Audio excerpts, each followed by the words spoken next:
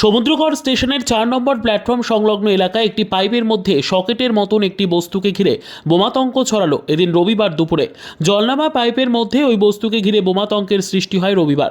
ঘটনার খবর পেয়ে আরপিএফ, জিআরপি এবং নাদনঘাট থানার পুলিশ এসে হাজির হয়। এলাকাটিকে ঘিরে রেখেছেন তারা। খবর দেওয়া হয়েছে বম্ব স্কোয়াডকে। দেখতে পাচ্ছেন এখানে কি এটা শোনা যায় সবার মুখে, এটা বোম বলে আতঙ্ক লাগছে, সবাই ভয়। জনগণ কে ধরো প্রশাসন সরিয়ে দিচ্ছে যাতে জিনিসটা বিস্ফোরণ না হয়, বা ওনারা চাইছে যে সাহায্য হেল্প করে জিনিসটাকে অনেক জায়গা থেকে সরিয়ে নেওয়া যায়। মানে এটা বোমার মতো বস্তু মনে হ্যাঁ, হচ্ছে। বোমার মতো বস্তু, সকেট জাতীয় জিনিস। হ্যাঁ, এবার সঠিক বোম নাকি তাও অত প্রশাসন এখনো বুঝতে পারিনি, তা ওনারা ভেরিফিকেশন করে দেখুন।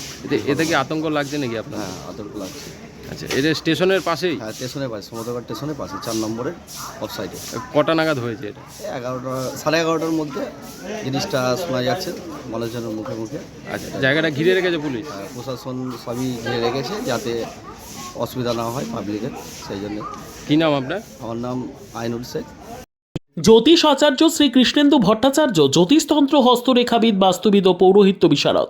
মাঙ্গলিক কালসর্প, গ্রহজাগ, বাস্তুজাগ, গ্রহণদোষ, বিষদোষ, কর্ম, পড়াশোনা, সাংসারিক অশান্তি, শত্রুতা, স্বাস্থ্যপ্রেম, বিবাহ ইত্যাদি যে কোনো সমস্যার জন্য আজই যোগাযোগ করুন। চেম্বার অম্বিকা কালনা, শনি ও মঙ্গলবার সকাল 10টা থেকে 1টা পর্যন্ত।